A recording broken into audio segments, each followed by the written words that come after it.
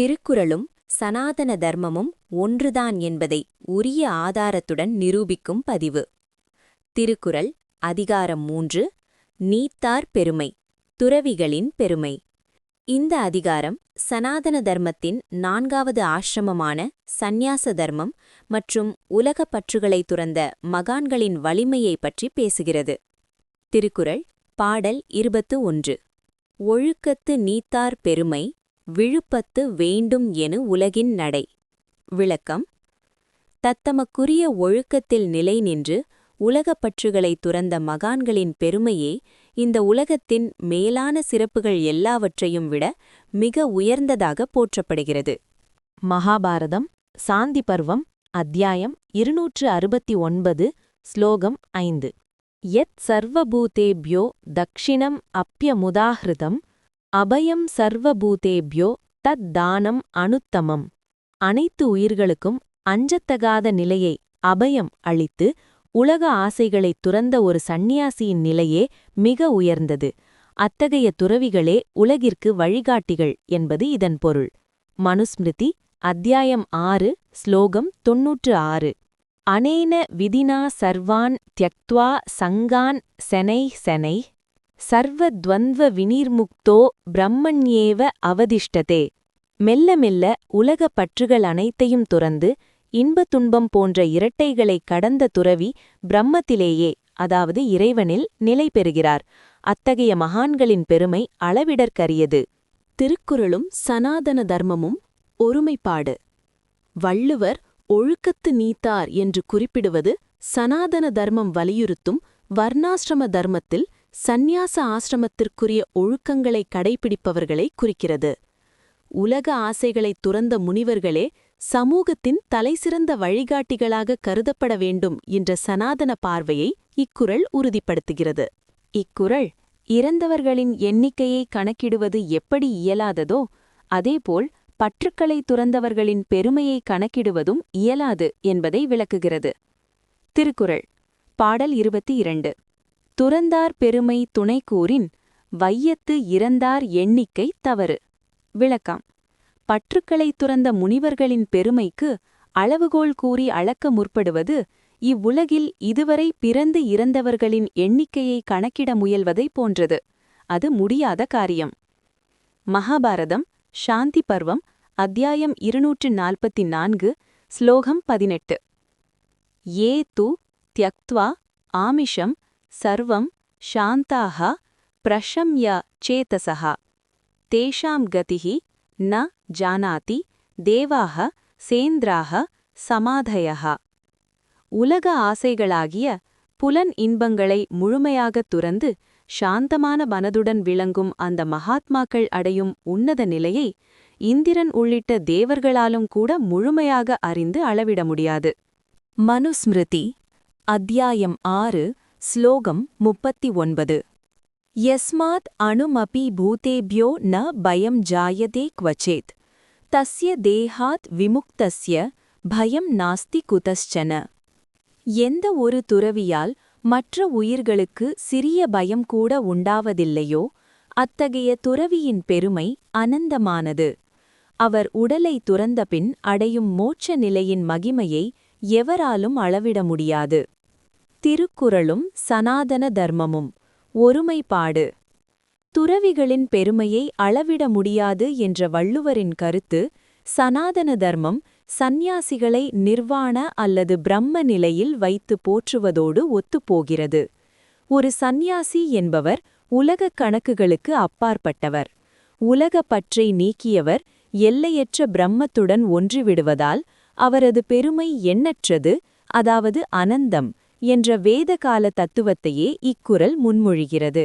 இக்குறள் இருபிறப்பாளர்களாகிய அந்தணர்களின் தர்மத்தையும் பற்றுக்களை துறந்தவர்களின் சிறப்பையும் விளக்குகிறது. திருக்குறள் பாடல் 23. இருமை வகை தெரிந்து ஈண்டு அறம் பூண்டார் பெருமை பிறங்கிற்று உலகு. விளக்கம்: பிறப்பு இறப்பு என்னும் இரண்டின் தன்மைகளையும் அல்லது இம்மை மறுமை பயன்களையும் ஆராய்ந்து அறிந்து இப்பொழுதே ஆசைகளைத் துறந்து அறநெறியை மேற்கொண்டவர்களின் பெருமையே இவ்வுலகில் உயர்ந்து விளங்குகிறது. மகாபாரதம் பீஷ்ம பர்வம் அத்தியாயம் 24 ஸ்லோகம் 11. யன்னிபோத சமாசேன த்வக்ஷரத்வம் உபாகதம் த்யக்த்வா கர்மபலம் சங்கம் யோகயுக்தோ முனிர்பவேத். பயன்களில் பற்றை விடுத்து கர்மங்களின் இரட்டைத் தன்மையை, அதாவது நன்மை தீமை இம்மை மறுமை அறிந்து யோகத்தில் நிலை பெற்றுள்ள முனிவனே உண்மையான மேன்மையைப் பெறுகிறான். அத்தகைய ஞானியால் உலகம் பிரகாசிக்கிறது. மனுஸ்மிருதி அத்தியாயம் 12 ஸ்லோகம் 88. இஹ ச ஆமுத்ர ச ஏவ அனிஷ்டம் த்யக்த்வா கர்மபலம் சுபம் யோ அப்யஸ்யதி பிரம்மவித்யாம் ச சர்வசுகம் அச்னுதே. இம்மை இவ்வுலகம், மறுமை மேலுலகம் ஆகிய இரண்டின் பலன்களையும் உணர்ந்து பற்றுக்களை துறந்து பிரம்ம வித்யை, அதாவது இறை ஞானத்தை பயில்பவன் எல்லா இன்பங்களையும் விட மேலான மோட்சத்தை அடைகிறான். திருக்குறளும் சனாதன தர்மமும். ஒருமைப்பாடு. வள்ளுவர் இங்கு இருமை வகை தெரிந்து என்று குறிப்பிடுவது சனாதன தர்மத்தின் விவேகம் எனும் தத்துவமாகும். அதாவது எது நிலையானது எது நிலையற்றது என்று பகுத்தறிந்து பார்ப்பது. இம்மை மறுமை பலன்களை ஆராய்ந்து ஆசைகளை துறப்பதே சந்நியாசம். சனாதன தர்மம் கூறும் இந்த ஞான மார்க்கத்தையே வள்ளுவர் அறம் பூண்டார் பெருமை என்று போற்றுகிறார். திருக்குறள் பாடல் 24. உரனென்னும் தோட்டியான் ஓரைந்தும் காப்பான் வரனென்னும் வைப்பிற்கோர் வித்து. விளக்கம்.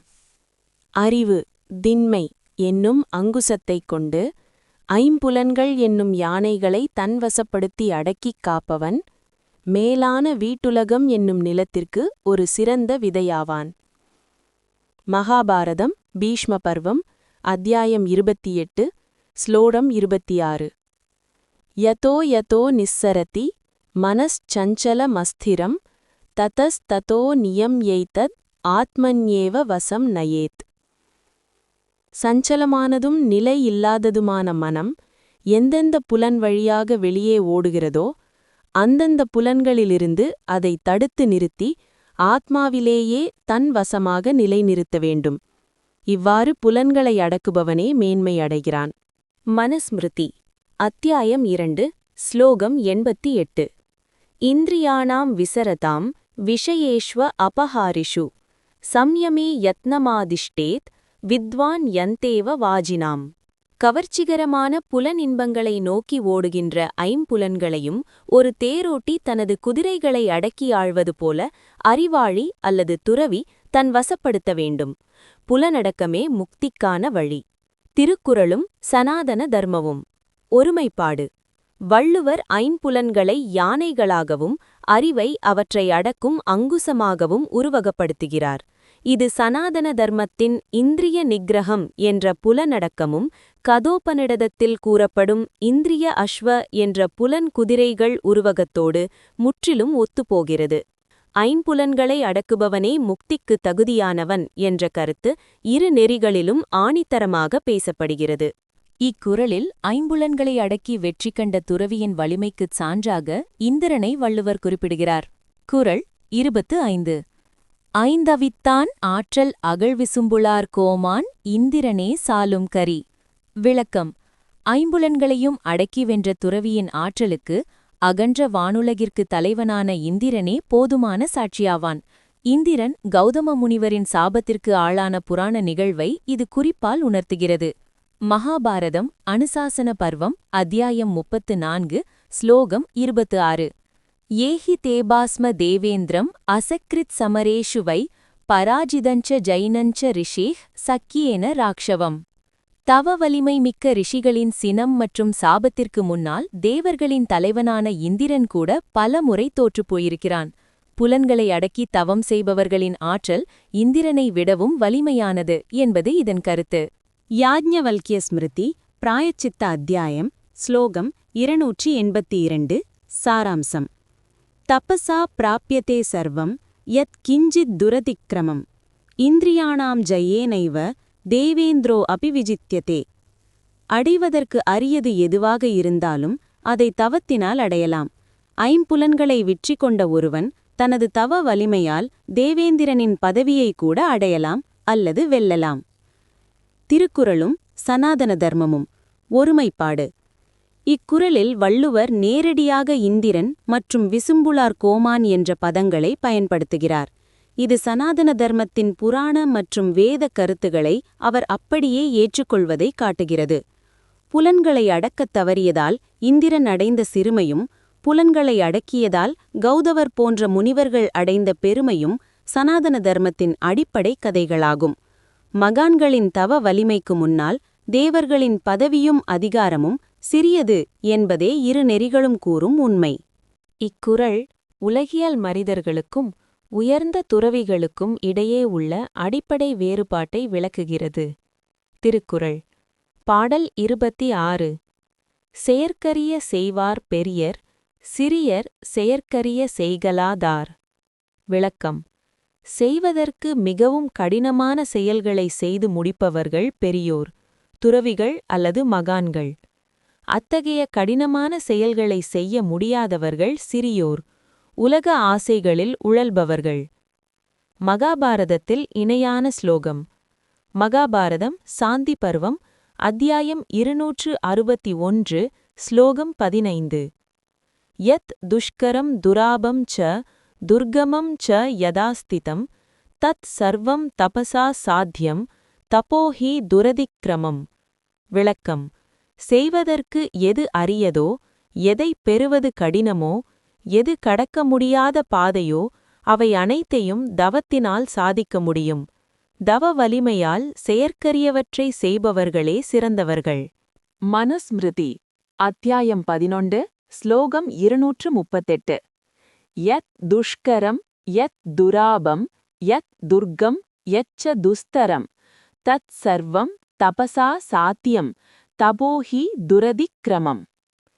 இவ்வுலகில் எட்ட முடியாத உயரிய நிலையை எய்துவதும் புலன்களை ஒடுக்கி தவம் செய்வதும் சாதாரண மனிதர்களுக்கு செயற்கரிய செயலாகும்.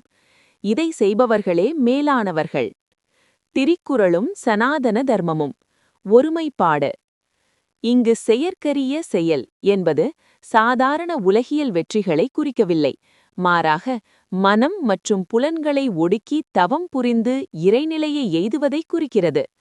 சனாதன தர்மத்தில் மகான் அல்லது ரிஷி என்பவர்கள் இமயத்தைப் போன்ற மனதிடம் கொண்டவர்கள். பசி, தாகம், ஆசை ஆகியவற்றை வென்று தவம் செய்வது ஒரு மனிதனால் செய்யக்கூடிய மிகவும் கடினமான, அதாவது செயற்கரிய செயலாகும். இந்த ஆன்மீக சாதனையை செய்பவர்களே பெரியோர் என்ற சனாதன தத்துவத்தை வள்ளுவர் மிக எளிமையாக விளக்குகிறார். இக்குறள் புலன்களின் வழியே உலகை உணரும் நுட்பத்தையும் அதை வென்றவர்களின் ஞானத்தையும் விளக்குகிறது. திருக்குறள் பாடல் 27. சுவை, ஒளி, ஊறு, ஓசை, நாற்றம் என்றைந்தின் வகை தெரிவான் கட்டே உலகு. விளக்கம்: சுவை, ஒளி, ஊறு அதாவது தொடு உணர்வு, ஓசை, நாற்றம் அதாவது மணம் என்று சொல்லப்படும் 5 புலன்களின் தன்மைகளையும் அவற்றின் வழியாக வரும் இன்ப துன்பங்களை ஆராய்ந்து அறிந்தவனுடைய வசத்திலேயே இந்த உலகம் இருக்கும். மகாபாரதம் சாந்தி பர்வம், அத்தியாயம் 210, ஸ்லோகம் 34. ஷப்தஹ ஸ்பர்ஷஸ்ச ரூபம் ச ரசோ கந்தஸ்ச பஞ்சமஹ இந்திரியாணி ப்ருதக் தேவே ஞானானி ஏதானி பாரத. ஓசை, தொடுதல், உருவம் அதாவது ஒளி, சுவை மற்றும் மணம் ஆகிய 5ம் தனித்தனியான புலனறிவுகளாகும். இவை எவ்வாறு ஒருவனை பந்தப்படுத்துகின்றன அல்லது விடுவிக்கின்றன என்பதை அறிந்தவனே உண்மையான ஞானி. மனுஸ்மிருதி அத்தியாயம் 2, ஸ்லோகம் 92. ஏகாதசமனக சாபி ஸ்வகுணேனோபயாதிகம் யஸ்மின் ஜிகே ஜிதாவேதௌ பவதக பஞ்சகௌ கணௌ. சுவை, ஒளி முதலான 5 புலன் உணர்வுகளையும் அவற்றின் தலைவனான மனதையும் எவன் ஒருவன் வெல்கிறானோ அவன் இந்த உலகையே வென்றவனாகிறான். அந்த 5 வகைகளை அறிவதே ஆத்ம ஞானத்தின் தொடக்கம். திருக்குறளும் சனாதன தர்மமும். ஒருமைப்பாடு. வள்ளுவர் இங்கு குறிப்பிடும் வரிசை, சுவை, ஒளி, ஊறு, ஓசை, நாற்றம் என்பது சனாதன தர்மத்தின் சாங்கிய யோகத்தில் கூறப்படும் தன்மாத்திரைகள் என்ற தத்துவத்தோடு அப்படியே பொருந்துகிறது. நிலம், நீர், நெருப்பு, காற்று, ஆகாயம் ஆகிய பஞ்சபூதங்களின் நுணுக்கமான தன்மைகளே இந்த ஐந்தும் ஆகும். இவற்றை அடக்கி ஆள்பவன் ஜிதேந்திரியன் எனப்படுகிறான். உலகம் அவன் வசப்படும் என்பது அவன் உலக ஆசைகளுக்கு அடிமையாகாமல் உலகம் அவனது ஞானத்திற்கு அடிபணியும் என்ற சனாதன உண்மையை விளக்குகிறது. இக்குறள் உலகப் பற்றுகளைத் துறந்த மகான்கள், அதாவது நிறைமொழி மாந்தர் சொல்லும் சொல்லின் வலிமையைப் பற்றி விளக்குகிறது. திருக்குறள் பாடல் 28. நிறைமொழி மாந்தர் பெருமை நிலத்து மறைமொழி காட்டிவிடும். விளக்கம்: பயன் நிறைந்த சொற்களைப் பேசும் ஆற்றல் கொண்ட மகான்களின் பெருமையை அவர்கள் உலகிற்கு வழங்கிய மறைமொழிகளே, அதாவது வேடங்கள் மற்றும் மந்திரங்களே சான்றாக நின்று காட்டிவிடும். மகாபாரதம் சாந்தி பர்வம் அத்தியாயம் 161 ஸ்லோகம் 10. யத் பிராமணாக சம்யக் கிதந்தி லோகே தத் தத் ததா நாவ்ருதமேவ சத்யம் மந்த்ராஸ்த ததா சத்யவச்சோபலேன பிரவர்த்தந்தே வை புருஷஸ்ய தேவ. சத்தியத்திலேயே நிலைத்து நிற்கும் மகான்கள் எதை சொல்கிறார்களோ அது உண்மையாகவே நடக்கும். அந்த மகான்களின் வாக்கு வலிமையே, அதாவது வாக்கு சித்தியே மந்திரங்களாக மாறி உலகை காக்கின்றன. மனுஸ்மிருதி அத்தியாயம் 11 ஸ்லோகம் 33. ஸ்ருதிர் அதர்வாங்கிரஸ்யுஹு குர்யாத் இத்ய விசாரயன். வாக் வை சாஸ்திரம் பிராமணஸ்ய தேன ஹன்யாதரீன் ஸ்வான். மகான்களின் சொல்லே சாஸ்திரமாகும், அதுவே மிக வலிமையான ஆயுதமும் ஆகும். அவர்கள் சொல்லும் மறைமொழிகள், மந்திரங்கள் எவ்வித சந்தேகமும் இன்றி பலிக்கக்கூடியவை. அத்தகைய சொல்லாற்றலே அவர்கள் பெருமைக்கு சான்று. திருக்குறளும் சனாதன தர்மமும். ஒருமைப்பாடு. வள்ளுவர் இங்கு மறைமொழி என்று குறிப்பிடுவது சனாதன தர்மத்தின் ஆதாரமான வேதங்களை மற்றும் மகான்களின் வாக்கு சித்தியை ஆகும். சனாதன தர்மத்தில் ரிஷிகள் என்பவர்கள் மந்திர திருஷ்டாக்கள், அதாவது மந்திரங்களை கண்டறிந்தவர்கள். அவர்கள் வாயால் உதிர்க்கும் வார்த்தைகள் எப்பொழுதும் பொய்க்காது என்பது சத்யவாக் தத்துவமாகும். மகான்களின் மகிமையை தெரிந்து கொள்ள வேறு எங்கும் செல்ல வேண்டாம், அவர்கள் அருளிய மந்திரங்களின் ஆற்றலை பார்த்தாலே போதும் என்ற வள்ளுவரின் கருத்து வேத நெறியோடு அப்படியே பொருந்துகிறது. இக்குறள் குணத்தினால் உயர்ந்த மகான்கள் ஒரு நிமிடம் சினம் கொண்டால் அந்த சினத்தை தாங்கும் வலிமை யாருக்கும் இல்லை என்பதை விளக்குகிறது. திருக்குறள் பாடல் 29. குணமென்னும் குன்றேறி நின்றார் வெகுளி கணமேயும் காத்தல் அரிது. விளக்கம்: நற்குணங்களாகிய குன்றின்மேல் ஏறி நின்ற மகான்கள், துறவிகள் ஒருவேளை சினம் கொள்வார்களானால் அந்த சினத்திலிருந்து ஒரு கணநேரம் கூட யாராலும் தப்பித்துக் கொள்ள முடியாது. அவர்களது சாபம் அல்லது சினம் அத்தனை வலிமையானது. மகாபாரதம் வனப்பர்வம் அத்தியாயம் 2 ஸ்லோகம் 34. ஏஷாம் கோபஹ பிரசாதஸ்ச பிரத்யக்ஷஹ க்ஷணத்ருஷ்யதே தபசா தேஹி சம்யுக்தாக சாபானுக்ரஹணே க்ஷமாக. யார் ஒருவரிடம் கோபமும் அருளும் அந்த ஒரு கணத்திலேயே நேரில் வெளிப்படுகிறதோ அவர்கள் தவ வலிமை மிக்கவர்கள். அவர்கள் சாபம் கொடுக்கவும் சினம் அருள் பாலிக்கவும் வல்லமை படைத்தவர்கள். மனுஸ்மிருதி அத்தியாயம் 9 ஸ்லோகம் 313. யோக ஏனான் பிருத்வீன் குர்யாத் அக்ருத்வீன் யச்ச சாவகான் யச்சான் யான் தேவதான் குர்யாத் கோஹி தஸ்ய ரிதிம் கிருணேத். யார் ஒருவர் தனது சினத்தினால் உலகையே சாம்பலாக்க வல்லவரோ தேவர்களையே மாற்றியமைக்க வல்லவரோ அத்தகைய தவ வலிமை மிக்க பிராமணர்களை, மகான்களை யாரால் எதிர்க்க முடியும்? அவர்களது கோபம் தாங்குணாதது. திருக்குறளும் சனாதன தர்மமும். ஒருமைப்பாடு. இக்குறள் சனாதன தர்மத்தில் கூறப்படும் தபோபலம் மற்றும் வாக் சித்தி ஆகியவற்றை அடிக்கோடிட்டு காட்டுகிறது. விஸ்வாமித்ரர், துர்வாசர் போன்ற முனிவர்களின் சினம் உலகையே அசைக்கும் வல்லமை கொண்டது என்பது புராணங்கள் நமக்கு காட்டும் உண்மை. குணமென்னும் குன்றேறி நின்றார் என்று வள்ளுவர் கூறுவது அவர்கள் எப்போதுமே சினப்பவர்கள் அல்ல, ஆனால் தர்மத்திற்கு இழுக்கு வரும்போது அவர்கள் கொள்ளும் தார்மீக கோபம் எவராலும் வெல்லப்பட முடியாது என்ற சனாதன கருத்தை உறுதிப்படுத்துகிறது. இக்குறள் அந்தணன் என்ற சொல்லுக்கு மிக உன்னதமான இலக்கணத்தை வகுத்துக் காட்டுகிறது. திருக்குறள் பாடல் 30. அந்தணன் என்போர் அறவோர் மற்ற எவ்வுயிர்க்கும் செந்தன்மை பூண்டொழுகலான்.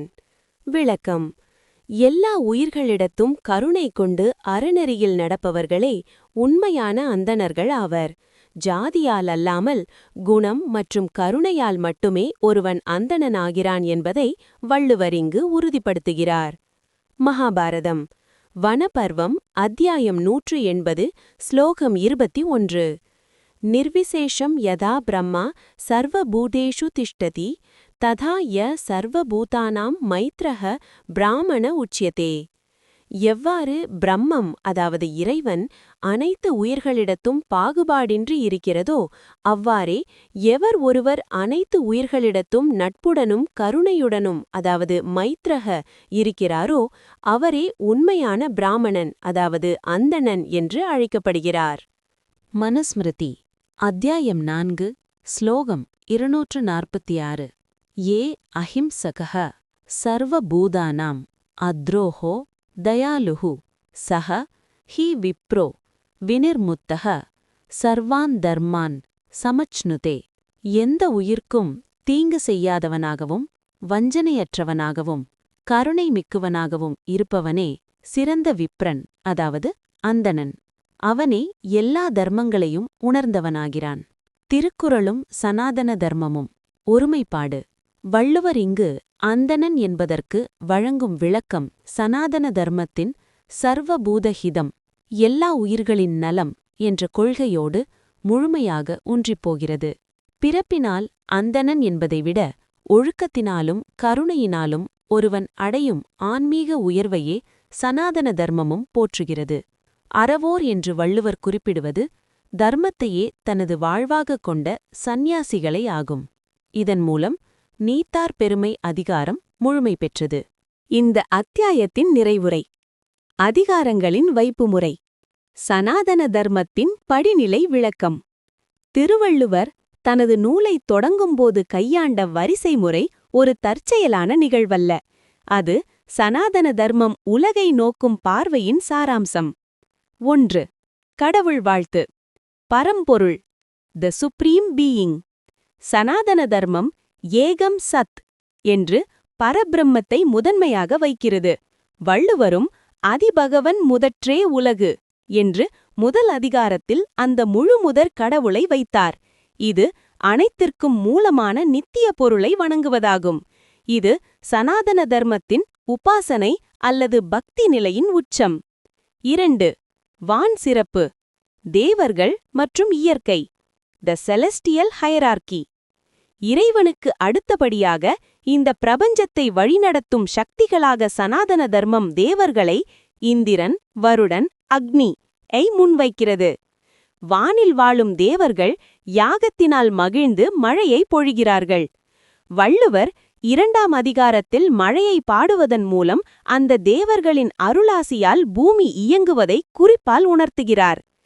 18வது குறளில் அவர் பயன்படுத்திய வானோர்க்கும் என்ற சொல் தேவர்களுக்கும் மனிதர்களுக்கும் இடையிலான அந்த யாகத் தொடர்பை உறுதிப்படுத்துகிறது. இது சனாதன தர்மத்தின் கர்ம காண்டம், யாகங்கள் மற்றும் கடமைகள் பகுதியோடு ஒத்துப்போகிறது. 3. நீத்தார் பெருமை. பூமியில் வாழும் தெய்வங்கள், தி லிவிங் காட்ஸ், ரிஷிஸ். கடவுள் மேலுலகில் இருக்கிறார், தேவர்கள் அந்தரத்தில் இருக்கிறார்கள். ஆனால் பூமியில் வாழும் மனிதர்களுக்கு கண்கண்ட தெய்வமாக விளங்குபவர்கள் யார்? அவர்களே நீத்தார் எனப்படும் துறவிகள். சனாதன தர்மத்தின் சந்நியாச ஆசிரமம் என்பது வாழ்வின் இறுதி லட்சியமான மோக்ஷத்தை நோக்கியது. 25வது குறளில் ஒரு துறவியின் சாபத்திற்கு தேவர்களின் தலைவனான இந்திரனே அஞ்சினான் என்று கூறுவதன் மூலம் இறைவனை உணர்ந்த ஒரு மகான் ரிஷி தேவர்களையும் விட ஆற்றல் மிக்கவர் என்பதை வள்ளுவர் காட்டுகிறார். இது சனாதன தர்மத்தின் ஞான காண்டம், புலன்களை வென்று பிரம்மத்தை அறிதல் பகுதியை பிரதிபலிக்கிறது. திருவள்ளுவர் வகுத்த இந்த வரிசை அமைப்பானது சனாதன தர்மத்தின் 3 முக்கிய நிலைகளை தெளிவாக விளக்குகிறது. முதலாவதாக, கடவுள் வாழ்த்து அதிகாரத்தின் மூலம் பிரபஞ்சத்தின் ஆதி மூலமான பரம்பொருளை பற்றி விளக்குகிறார். இது சனாதன தர்மத்தின் அடிப்படை தத்துவமான சரணாகதி மற்றும் ஆன்மாவின் இறுதி இலக்கான மோட்சம் ஆகியவற்றை முன்னிலைப்படுத்துகிறது. இரண்டாவதாக, வான் சிறப்பு அதிகாரத்தின் மூலம் மேலுலகிலிருந்து இயற்கையை இயக்கும் தேவர்களின் சிறப்பை குறிப்பிடுகிறார். இது சனாதன தர்மத்தின் தர்மம் மற்றும் யக்னம், அதாவது யாகம் போன்ற கோட்பாடுகளை விளக்குவதோடு உலக இயக்கம் எவ்வாறு தெய்வீக சக்திகளால் நடைபெறுகிறது என்பதை காட்டுகிறது. மூன்றாவதாக, நீத்தார் பெருமை அதிகாரத்தின் மூலம் மண்ணுலகில் வாழ்ந்தபடி இறைவனை உணர்ந்த முனிவர்களின் ஆற்றலை பறைசாற்றுகிறார். இது சனாதன தர்மத்தின் தவம், புலனடக்கம் மற்றும் வாக்கு சித்தி ஆகிய உயர்ந்த ஆன்மீக நிலைகளை எடுத்துரைக்கிறது. இவ்வாறு இறைவன், தேவர்கள் மற்றும் மகான்கள் ஆகிய மூவரையும் வரிசைப்படுத்தியதன் மூலம் சனாதன தர்மம் கூறும் பிரபஞ்ச படிநிலையை வள்ளுவர் அப்படியே உறுதிப்படுத்துகிறார். சனாதன தர்மத்துடன் ஒத்துப்போகும் முக்கிய புள்ளிகள். 1. இந்திரனின் சாட்சி. 25வது குறளில் இந்திரனை குறிப்பிட்டது வள்ளுவர் வேதகால புராணங்களை அங்கீகரித்தார் என்பதற்கு மிகப்பெரிய சான்று. அகல்யை கௌதமர் கதையில் இந்திரன் சாபம் பெற்றதை இது நினைவுபடுத்துகிறது. 2. மறைமொழி வேதங்கள். 28வது குறளில் மறைமொழி என்று அவர் குறிப்பிட்டது சனாதன தர்மத்தின் அடிப்படையான வேதங்களைத்தான். அந்த வேதங்களே மகான்களின் பெருமைக்கு சான்று என்கிறார். 3. அந்தணர் இலக்கணம். 30வது குறளில் அந்தணர் என்போர் எவ்வுயிர்க்கும் செந்தன்மை பூண்டொழுகுபவர் என்கிறார். இது வசுதைவ குடும்பகம், அதாவது உலகமே ஒரு குடும்பம் மற்றும் சர்வபூத தயா என்ற வேதக் கொள்கையின் நேரடி விளக்கம். முடிவுரை. இறைவன், அதாவது கடவுள், அவனது அருளாற்றலால் மழையை தரும் தேவர்கள், வானம், அத்தெய்வீகத்தை மண்ணில் நிலைநிறுத்தும் மகான்கள், நீத்தார், இந்த மூவரும் இணைந்ததே ஒரு முழுமையான தார்மீக சமூகம்.